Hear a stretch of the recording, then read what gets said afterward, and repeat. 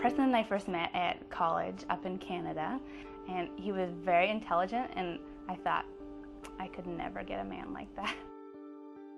I don't know if I've ever seen someone adore their wife as much as Preston adored Tara. He really did. Preston was a youth pastor, and part of being in that role is, he has a need and a desire to help people. He had a passion to teach those kids about the Bible, and he did it really well. I first met Preston at my office, and he came in to talk about auto insurance. So we talked about the auto, we talked about the renter's insurance, and the most important one was the life insurance that we brought up.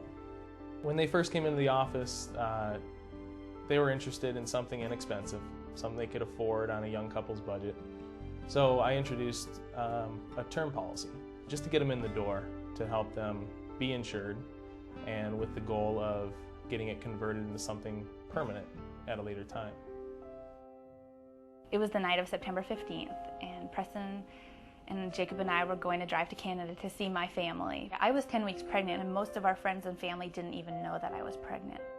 The traffic ahead was slowing. We saw an elk in the middle of the road, and so we swerved to the right with everybody else. So they pulled over to the side of the road, and Preston said, I have to help these people.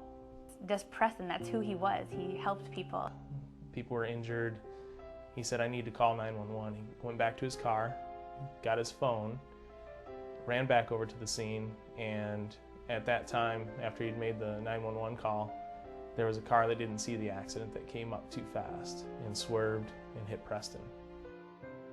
I ran across the road, and he was laying there, so I held him, and I prayed with him, and I sang to him. And I sang, the only song that came to my mind was Jesus Loves Me. And I started shaking so bad, and then I couldn't find a heartbeat after I was done singing. And I believe that he died in my arms.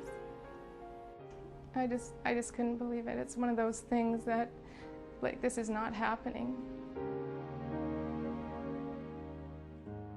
That was my first death claim. Getting the check in hand and being able to take that to Tara and her family made me feel like I did what I could to, insure their family and make sure that they were going to be financially stable.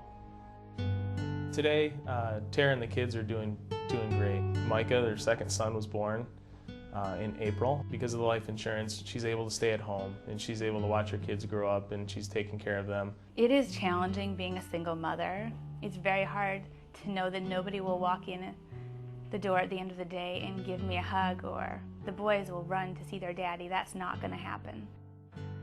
I think the future's bright for Tara. I think she has a strong faith. She has so many friends and family that love her. She has a lot of support.